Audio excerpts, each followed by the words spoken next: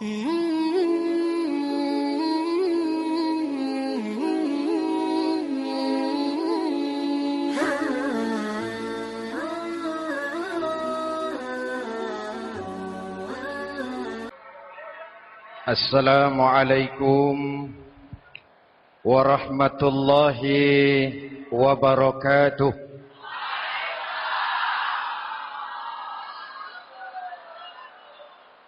Alhamdulillahi rabbil alamin.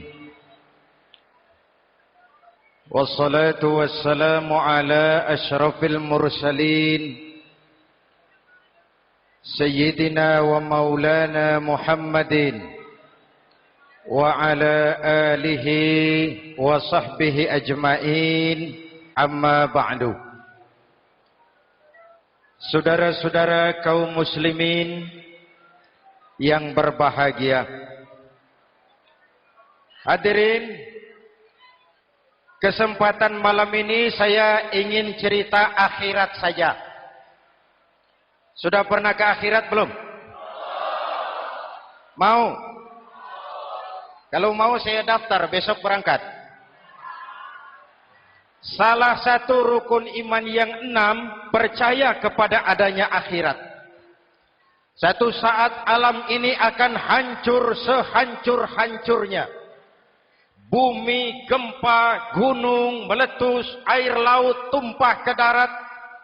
Planet-planet bertabrakan, halilintar menyambar, angin topan bertiup. Semua yang bernama hidup, mati, itu kiamat. Lalu kita akan dibangkitkan di padang mahsyar, dibangkitkan dari kubur kita masing-masing. Dan subhanallah, pada saat bangkit dari kubur itu, keadaan muka kita ini menurut satu riwayat berubah menurut amalan kita masing-masing. Jangan heran nanti ada yang dibangkitkan dari kuburnya itu mukanya berubah jadi muka tikus. Hebat sekali, badannya badan manusia, tangannya tangan manusia, mukanya muka tikus. Sebab apa? Sebab waktu di dunia amalannya amalan tikus. Apa amalan tikus itu? Suka menggeragoti barang yang disimpan rapi-rapi.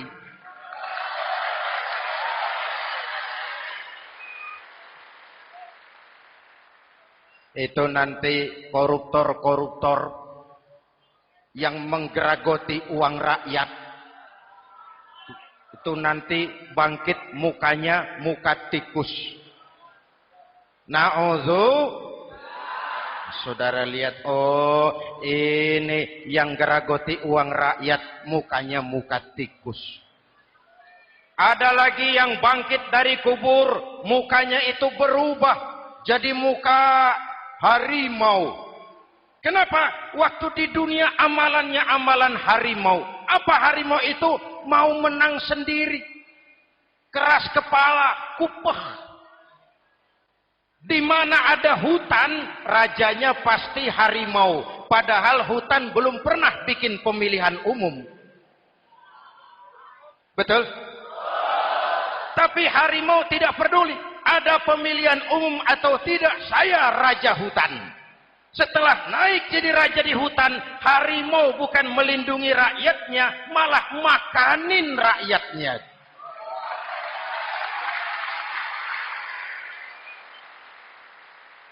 Orang-orang yang mau benar sendiri. Ada lagi yang bangkit dari kubur, gagah, mukanya muka ketek. Sebab apa? Waktu di dunia amalannya amalan ketek. Apa ketek itu? Rakus, serakah, tamak. Coba, ketek itu kasih pisang, dimakan. Berikan lagi, pegang, berikan lagi, kakinya yang megang, temannya diberikan, masih dirampas juga, ketek. Serakah, kalau mental ketek masih gentayangan di republik ini, maka pemerataan cuman akan jadi dongeng. kaum muslimin yang berbahagia. Pada saat itu di akhirat nanti, setiap orang sibuk dengan urusannya sendiri-sendiri.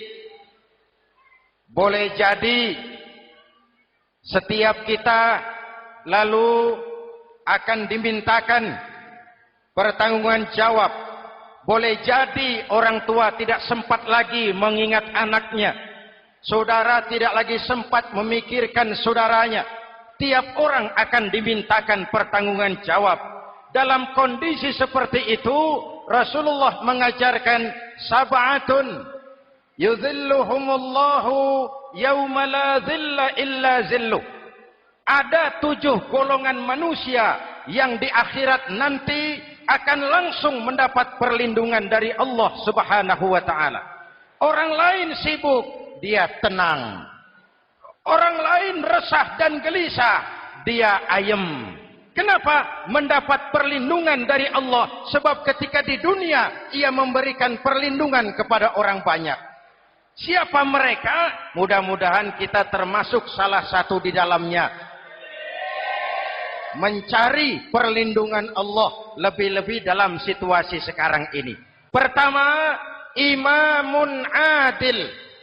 Yang akan mendapat perlindungan langsung dari Allah adalah pemimpin yang adil.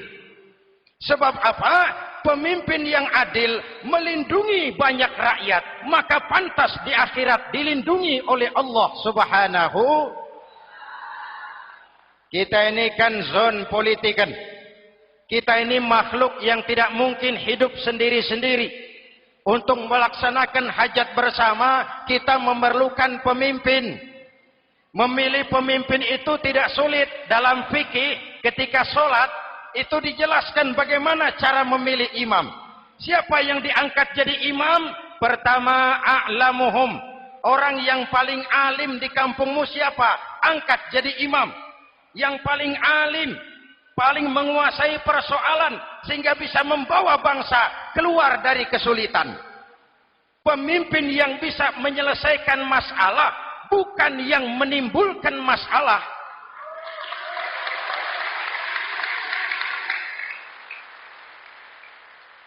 Apalagi kalau pemimpinnya jadi masalah. Bagian dari masalah. Ini namanya pengurus jadi urusan. A'lamuhum. Pak, di kampung saya ada 2 orang. Alimnya sama. Yang mana yang jadi imam? Afsahuhum. Yang lebih fasih lidahnya. Yang paling pandai menyuarakan aspirasi rakyatnya. Punya sense of crisis. Yang satu alim tapi pelo. Yang satu alim tidak pelo. Yang tidak pelo jadi imam. Kenapa? Tidak sah orang fasih bermakmum kepada imam pelo. Pak, ini imam pelo, makmum pelo semua. Sah. Namanya kampung pelo. Aduh Pak, ini 2 orang alimnya sama, fasihnya sama. Yang mana yang jadi imam? Aktsaruhum sinnan. Yang lebih tua umurnya, senioritas baru dihitung. Lahirnya bareng Pak. Yang mana yang jadi imam? Awaluhum hijratan. Yang lebih dulu tinggal di situ. Yang punya semangat nasionalisme yang tinggi. Yang cinta kepada bangsa dan rakyatnya. Sudah ada imam? Sudah. Ayo azan. Apa azan itu? Proklamasi. Sholat mau dimulai. Sudah azan? Sudah. Qobliyah 2 rakaat. Qobliyah. Apa qobliyah itu? Dulu ada namanya Panitia Persiapan Kemerdekaan Indonesia. Qobliyah. Sudah qobliyah? Sudah. Luruskan shaf. Atur barisan yang lurus. Rapatkan barisan. Apa ini? Bentuk pemerintahan yang kompak, bersih, berwibawa. Jangan sesama elit saling tawuran.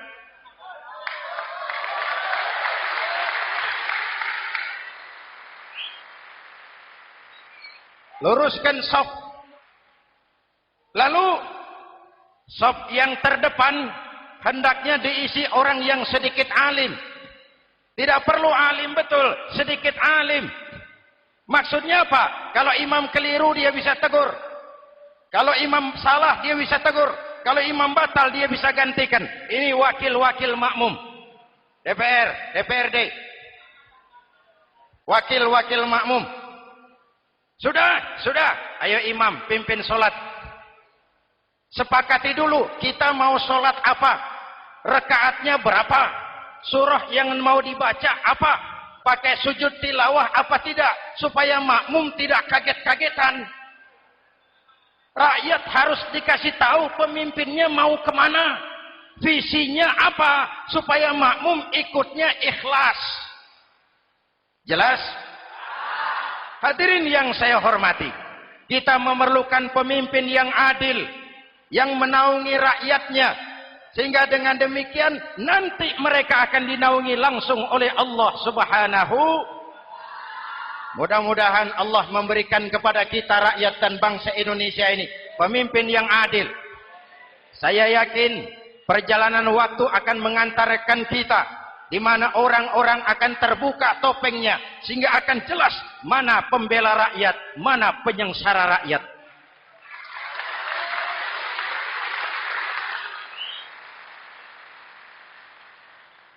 Lalu sebenarnya tiap kita ini kan pemimpin.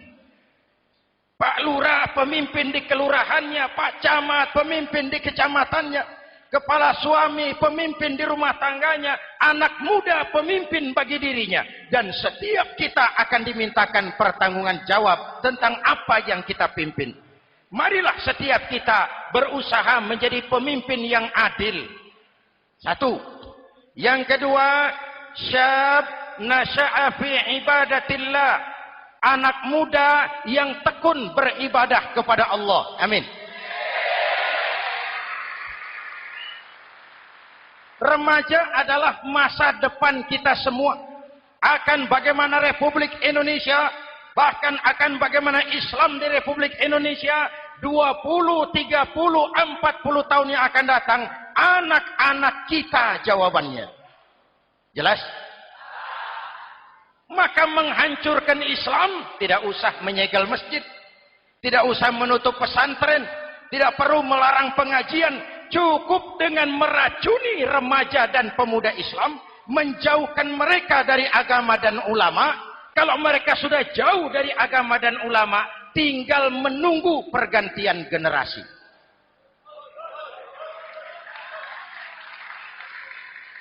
Maaf, kalau yang sudah 60 tahun ke atas, itu saya anggap angkatan selamat.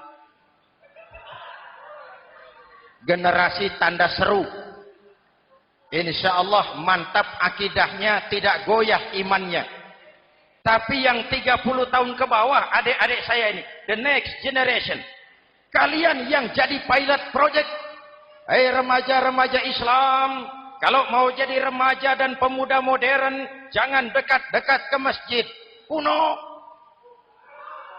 Masjid khusus 70 tahun ke atas. Baca Quran kampungan. Ngaji urusan akhirat. Seiring dengan itu, modernisasi diartikan dengan westernisasi. Kau tidak bisa jadi pemuda modern kalau semua yang datang dari barat belum kau telan mentah-mentah. Kau harus bisa bergaul seperti orang barat, berpakaian seperti orang barat, berumah tangga seperti orang barat, makan minum seperti orang barat. Kalau nyanyi lagunya lagu barat yang orang lain nggak ngerti, kamu juga nggak tahu. Mengalirlah narkoba dalam segala bentuknya. Maka muncullah generasi-generasi santai, generasi-generasi salon yang mencoba mencari pelarian hanya dengan kesenangan sesaat, tapi menghancurkan masa depan yang pasti.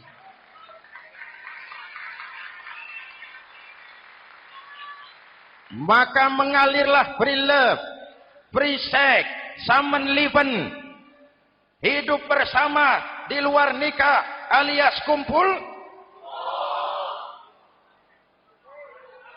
Ya sama saja, kumpul kebo, kumpul embek itu sama. Hadirin yang saya hormati, kalau sudah hancur, tinggal menunggu pergantian generasi. Oleh karena itu, adik-adik saya, para remaja, para pemuda, kalian harapan kami semua. Di pundak kalian, kami pertaruhkan hari depan bangsa dan negara ini. Hidup cuma putaran menunggu giliran. Ada saat datang, ada waktu pergi. Ada hari lahir, ada saat kembali. Ada hari dilantik, ada saat untuk menyerahkan jabatan. Hidup cuma sekadar menunggu giliran. Karena itu kepada kalian saya ingatkan satu ucapan orang bijak. Hai anak muda, berpikirlah kau di waktu pagi. Bekerjalah di waktu siang. Makanlah di waktu sore. Dan tidurlah di waktu malam. Berpikir di waktu pagi. Belajar mumpung masih muda. Bekerjalah di waktu siang. Amalkan ilmu itu setelah dewasa. Makanlah di waktu sore. Hari tua tinggal menikmati hasilnya. Tidurlah di waktu malam. Matilah dengan tenang. Kalau pagi kau tidak berpikir, nanti siang kau tidak akan bisa bekerja. Kalau siang tidak kerja, nanti sore mau makan apa? Kalau sore tidak makan, alamat malam enggak bisa tidur.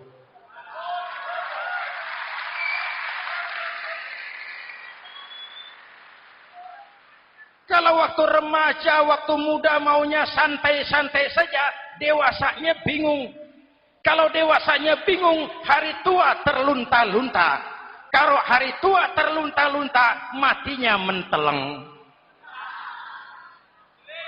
Maka lebih baik makan singkong betulan daripada makan roti mimpi. Ayo, makan singkong betulan, makan roti mimpi, lebih bagus mana?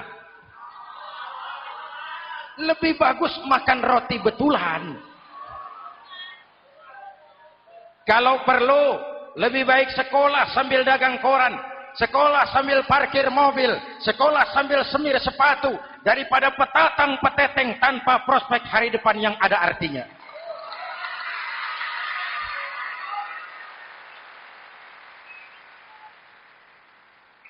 Inilah golongan kedua yang nanti akan langsung mendapat perlindungan dari Allah. Anak muda yang tekun ibadah. Kalau orang tua tekun ibadah, pantas. Orang tua rajin ibadah, tidak istimewa. Masya Allah Pak, itu orang tahajudnya hebat, wirid yasinnya mantap, puasanya luar biasa, zikirnya mantap. Umurnya berapa? 70. Wajar. Lalarwi sanjo. Sudah larut senja. Kalau 70 masih jadi preman, kapan tobatnya? Tapi kalau ada anak muda, darahnya masih mengalir dengan panas, keinginannya masih sejuta khayal, dia bisa salurkan di jalan Allah, itu amat disukai Allah, dan itu akan mendapat perlindungan langsung dari Allah Subhanahu. Hadirin kaum muslimin di seluruh tanah air yang saya cintai. Sekarang kita sampai kepada golongan ketiga. Yang nanti dinaungi Allah itu siapa? Rajulun qalbuhu mu'allaqun bil masajid. Seseorang yang hatinya selalu terpaut kepada masjid. Masjid memang tempat melaksanakan sholat. Tapi lebih dari itu, dia adalah pusat kegiatan umat. Umat Islam dengan masjid seperti ikan dengan air. Tidak boleh berpisah. Sehingga ada hadis qudsi mengajarkan, inna buyuti fil ardil masajid wa inna zuwari fiha ummaruha. Rumahku di permukaan bumi adalah masjid. Orang-orang yang memakmurkan masjid adalah tamuku. Dari masjidlah terpancar semangat silaturahmi. Dan itu yang sangat kita perlukan sekarang. Di tengah-tengah kerentanan kita sebagai bangsa, masjid harus jadi lem perekat. Di sini siapapun yang datang mengucapkan assalamualaikum. Betul? Menebarkan salam, menebarkan rasa damai, bersalaman. Kata Nabi, "Ma min muslimaini yaltaqiyani fayatasafahani illa ghafarallahu dzunubahuma. Apabila dua orang Islam bertemu lalu bersalam-salaman, Allah akan menghapuskan dosa yang terjadi di antara kedua orang itu. Bangsa kita sedang rentan perpecahan. Benih-benih disintegrasi bertebaran di mana-mana. Maka mari kita kembali ke masjid untuk menyusun semangat kebersamaan, meluruskan saf, merapatkan barisan, dan menerjemahkannya di luar masjid. Ini ada kaitannya dengan faktor yang keempat, yang langsung dilindungi Allah. Siapa mereka? Rajulani tahabba fillahi ijtama'a alaihi wa tafarraqa alaihi. Dua orang yang bersaudara, bertemu karena Allah, berpisah karena Allah. Itu akan dilindungi langsung oleh Allah di hari akhirat nanti. Dua orang bersaudara, bertemu karena Allah, berpisah pun juga karena Allah. Tadi dalam perjalanan ke sini, saya melalui sebuah desa. Masih ada sisa-sisa tawuran antar desa. Saya tidak sebutkan desanya, itu rahasia perusahaan. Saya cuma prihatin, siapa lawan siapa? Siapa yang kita bakar rumahnya? Siapa yang kita sambiti dengan batu? Siapa yang kita rugikan? Padahal urusannya kadang-kadang sepele. Di satu desa misalnya, cuma urusan kaset jadi tawuran antar desa. Ini kan hal yang sangat sepele. Padahal Nabi mengajarkan dengan keras, kalau dua orang Islam saling bertengkar, al-qatil wal maktul finnar. Yang membunuh dan yang dibunuh, dua-duanya neraka. Sahabat bertanya, ya Rasul, kalau yang membunuh masuk neraka, pantas. Kenapa yang dibunuh neraka juga? Rasulullah senyum lalu berkata, yang dibunuh pun sudah punya niat membunuh. Cuma keduluan dibunuh. Andai kata tidak dibunuh, dia yang akan membunuh. Mari kita renungkan, kenapa sebagai bangsa kita seperti tercabut dari akar budaya kita. Kita jadi beringas, kita jadi brutal untuk hal yang sepele. Yang satu teriak Allahu Akbar, yang lain teriak Allahu Akbar. Siapa lawan siapa? Dulu Bung Tomo teriak Allahu Akbar, musuhnya londo. Sayyidina Hamzah, Khalid bin Walid teriak Allahu Akbar, yang dilawan kafir. Abu Jahal, Abu Lahab, Abu Sufyan. Sekarang si Ali lawan si Hasan, Hasan Allahu Akbar, Ali Allahu Akbar. Siapa lawan siapa?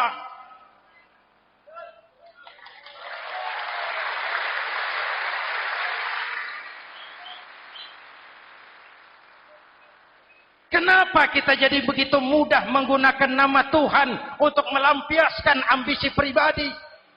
Kenapa Allahu Akbar yang begitu sakral kita lepas cuma untuk pelampiasan sebuah dendam? Dua orang yang bersaudara bertemu karena Allah, berpisah karena Allah. Itu ukurannya. Kau di jalan Allah, kau saudaraku. Keluar dari jalan Allah, selesai persaudaraan sampai di sini.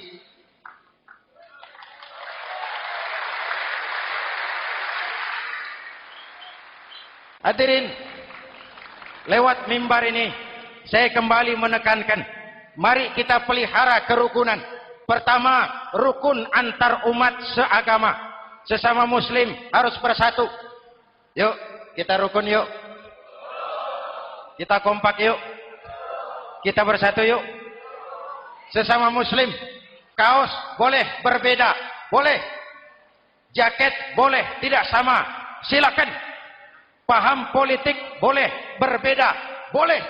Kau lewat sana, saya lewat sini, nanti kita ketemu di sana. Betul?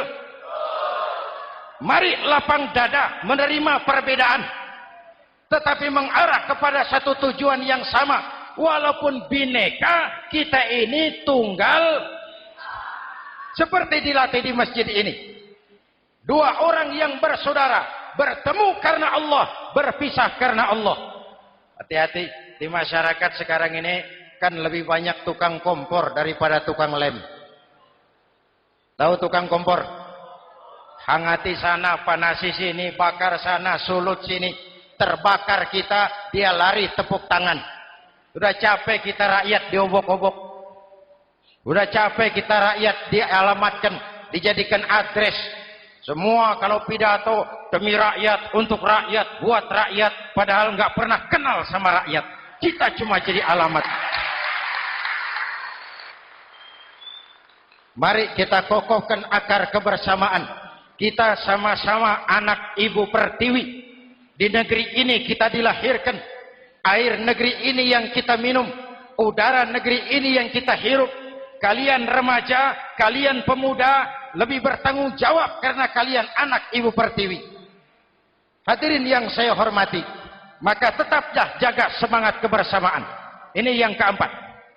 Yang kelima, rajulun zakarallaha khalian fafadat ainahu. Seseorang yang mengingat Allah dalam kesunyian lalu berlinang air matanya. Tengah malam, dikala orang sedang tidur, dia bangun munajat. Gemersik tikar tersentuh tangan, laksana lambaian tangan malaikat maut datang hendak merenggut nyawa. Terbayang dosa yang pernah dia kerjakan, air mata berurai membasahi pipi tanpa terasa. Orang yang munajat semacam itu nanti langsung mendapat perlindungan dari Allah Subhanahu. Saya pernah baca hadis qudsi, merinding bulu kuduk saya. Mendengar hadis qudsi ini, terbayang Indonesia saya, Indonesiaku, Indonesiamu, Indonesia kita semua. Apa kata Allah dalam hadis qudsi? Inni la ahammu bi'azabi ibadi. Kadang-kadang aku muak melihat tingkah laku manusia. Aku kepengen turunkan azab. Kalau azab turun di bumi, kita sudah merasakan banjir di mana-mana. Manado banjir, Sumatera Barat banjir, Jambi banjir, Bengkulu, tanah longsor di Purworejo, Cilacap banjir, Sukabumi gempa, Pandeglang gempa, ekonomi terpuruk, antar kampung tawuran, antar elit di atas tawuran.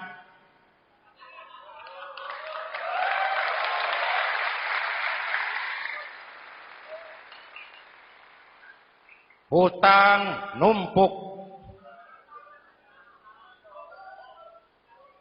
40% APBN kita ini sekarang cuma untuk bayar hutang. Itu pun dengan asumsi dolar 7.000, 9.000, artinya sekitar 50% APBN kita untuk bayar hutang. Untungnya sekarang ini yang agak menolong, harga minyak membaik di pasaran internasional. Hadirin yang saya hormati. Ini lagi ngomong apa saya sih? Aku pengen turunkan azab. Tetapi kata Allah, ketika aku melihat orang-orang tua yang sujud di keheningan malam, bayi-bayi tanpa dosa masih menyujud. Ada hadis qudsi mengajarkan, inna buyuti fil ardil masajid wa inna zuwari fiha ummaruha. Rumahku di permukaan bumi adalah masjid.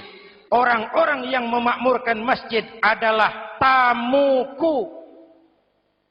Dari masjidlah terpancar semangat silaturahmi. Dan itu yang sangat kita perlukan sekarang. Di tengah-tengah kerentanan kita sebagai bangsa, masjid harus jadi lem perekat. Di sini siapapun yang datang mengucapkan assalamualaikum. Betul? Menebarkan salam, menebarkan rasa damai, bersalaman. Kata Nabi, ma min muslimaini yaltaqiyani fayatasafahani illa ghafarallahu dzunubahuma. Apabila dua orang Islam bertemu, lalu bersalam-salaman, Allah akan menghapuskan dosa yang terjadi di antara kedua orang itu. Bangsa kita sedang rentan perpecahan. Benih-benih disintegrasi bertebaran di mana-mana. Maka mari kita kembali ke masjid untuk menyusun semangat kebersamaan, meluruskan saf, merapatkan barisan, dan menerjemahkannya di luar masjid. Ini ada kaitannya dengan faktor yang keempat, yang langsung dilindungi Allah. Siapa mereka? Rajulani tahabba fillahi ijtama'a alaihi wa tafarraqa alaihi. Dua orang yang bersaudara, bertemu karena Allah, berpisah karena Allah. Itu akan dilindungi langsung oleh Allah di hari akhirat nanti.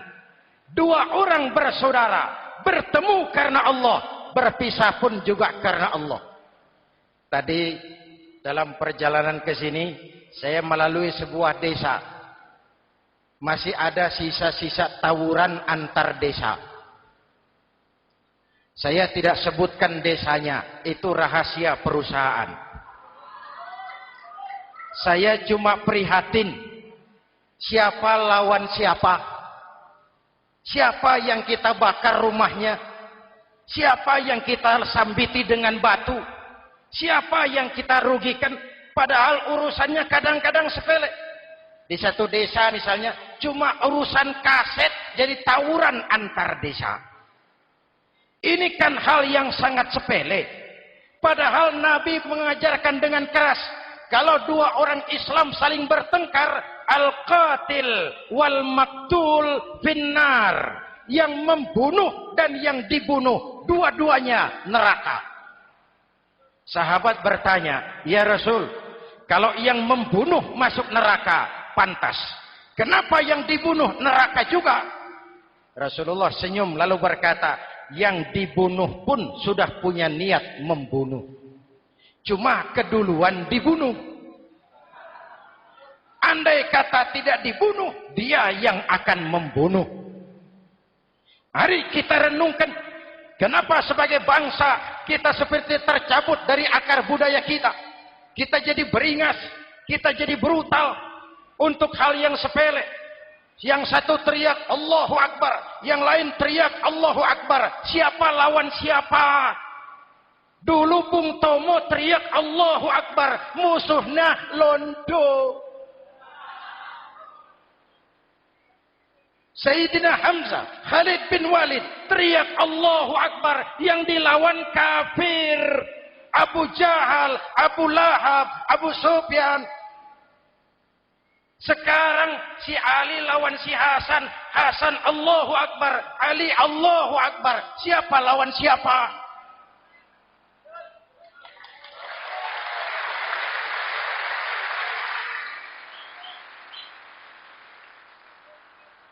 Kenapa kita jadi begitu mudah menggunakan nama Tuhan untuk melampiaskan ambisi pribadi?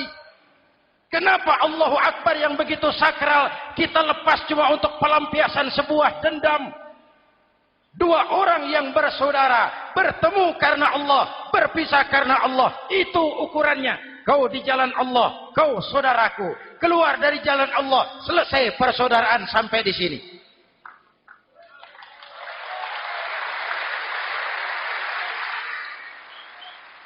Hadirin, lewat mimbar ini saya kembali menekankan, mari kita pelihara kerukunan.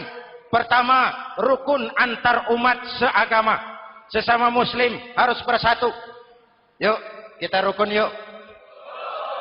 Kita kompak yuk. Kita bersatu yuk. Sesama muslim, kaos boleh berbeda, boleh. Jaket boleh tidak sama, silakan. Paham politik boleh berbeda, boleh. Kau lewat sana, saya lewat sini, nanti kita ketemu di sana. Betul? Mari lapang dada menerima perbedaan, tetapi mengarah kepada satu tujuan yang sama. Walaupun bineka, kita ini tunggal. Seperti dilatih di masjid ini. Dua orang yang bersaudara bertemu karena Allah, berpisah karena Allah. Hati-hati, di masyarakat sekarang ini kan lebih banyak tukang kompor daripada tukang lem. Tahu tukang kompor? Hangati sana, panasi sini, bakar sana, sulut sini. Terbakar kita, dia lari tepuk tangan. Udah capek kita rakyat diobok-obok. Udah capek kita rakyat dialamatkan, dijadikan address. Semua kalau pidato demi rakyat, untuk rakyat, buat rakyat, padahal nggak pernah kenal sama rakyat. Kita cuma jadi alamat. Mari kita kokohkan akar kebersamaan. Kita sama-sama anak Ibu Pertiwi. Di negeri ini kita dilahirkan. Air negeri ini yang kita minum. Udara negeri ini yang kita hirup. Kalian remaja, kalian pemuda, lebih bertanggung jawab karena kalian anak Ibu Pertiwi. Hadirin yang saya hormati, maka tetaplah jaga semangat kebersamaan. Ini yang keempat. Yang kelima, rajulun zakarallaha khalian fafadat ainahu. Seseorang yang mengingat Allah dalam kesunyian lalu berlinang air matanya. Tengah malam, dikala orang sedang tidur, dia bangun munajat. Gemersik tikar tersentuh tangan, laksana lambaian tangan malaikat maut datang hendak merenggut nyawa. Terbayang dosa yang pernah dia kerjakan, air mata berurai membasahi pipi tanpa terasa. Orang yang munajat semacam itu nanti langsung mendapat perlindungan dari Allah Subhanahu. Saya pernah baca hadis qudsi, merinding bulu kuduk saya. Mendengar hadis qudsi ini, terbayang Indonesia saya, Indonesiaku, Indonesiamu, Indonesia kita semua. Apa kata Allah dalam hadis qudsi?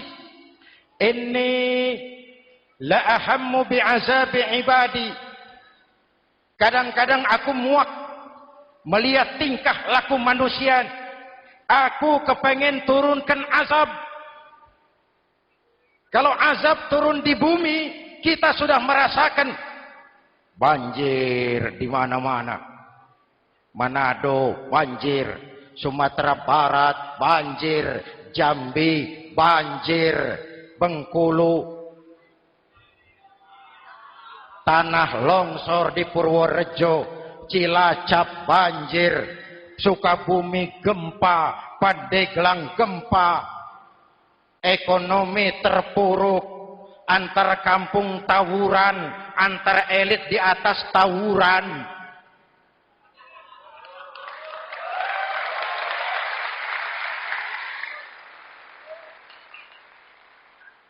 Hutang numpuk. 40% APBN kita ini sekarang cuma untuk bayar hutang. Itu pun dengan asumsi dolar 7.000, 9.000, artinya sekitar 50% APBN kita untuk bayar hutang. Untungnya sekarang ini yang agak menolong, harga minyak membaik di pasaran internasional. Hadirin yang saya hormati, ini lagi ngomong apa saya sih? Aku pengen turunkan azab, tetapi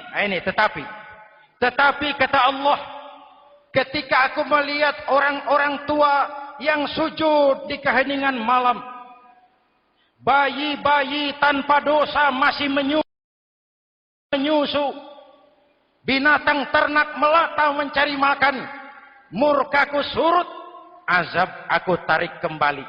Ayo renungkan hadis ini.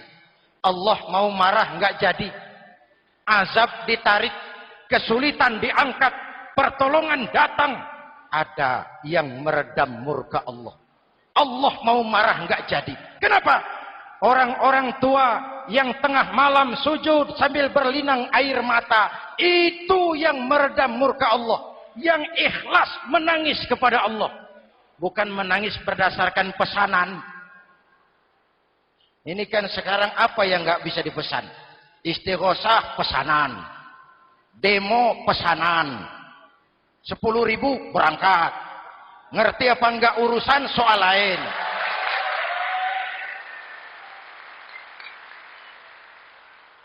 Jadi bukan demonstran, pekerja demo. Orang tua yang ikhlas nangis kepada Allah di keheningan malam, kita hutang jasa kepada orang-orang tua yang ikhlas seperti itu. Itu yang menjaga keselamatan bangsa. Allah mau murka enggak jadi, sepanjang masih banyak orang-orang tua yang sujud di tengah malam. Amin.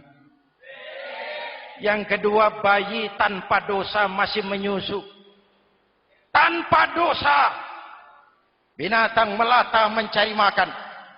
Sekarang bagaimana kesulitan, gak mau panjang. Mengamalkan hadisnya terbalik. Yang disuruh itu orang tua tengah malam sujud. Bayi tanpa dosa nyusu. Sekarang ini orang tua tengah malam nyusu. Bayi tanpa dosa dibuang ke tempat sampah. Akibat pergaulan bebas, bayi tanpa dosa dibuang ke tempat sampah. Orang tua tengah malam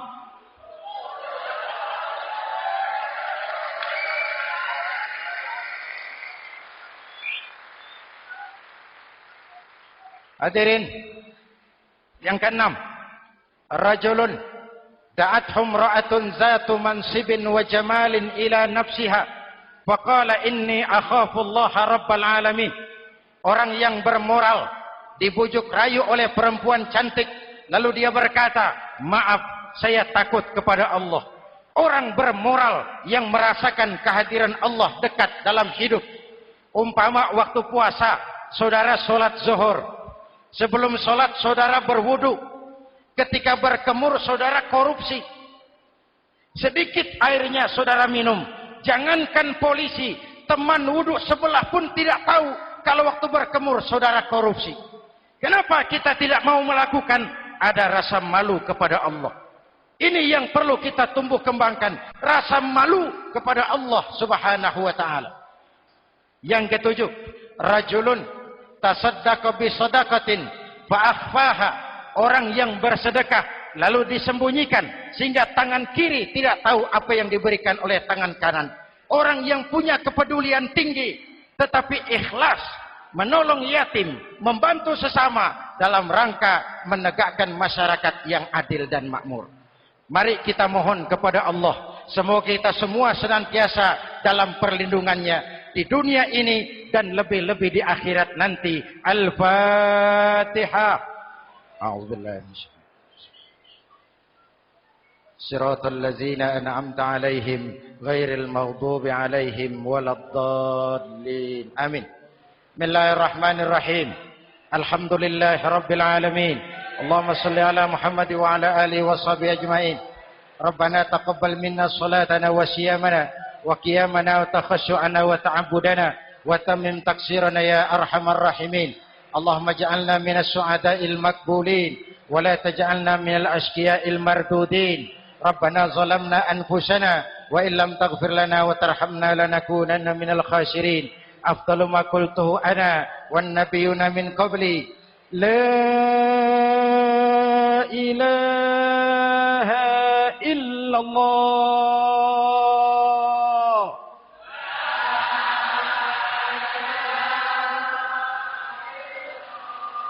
La ilaha illallah.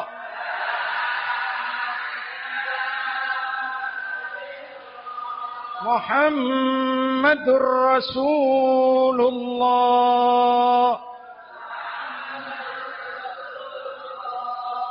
Kalimatu haqqin 'alaiha nahya wa 'alaiha namut wa 'alaiha nubashu insyaallah minal aminin wa akhiru da'wana alhamdulillahi rabbil alamin. Assalamualaikum warahmatullahi wabarakatuh.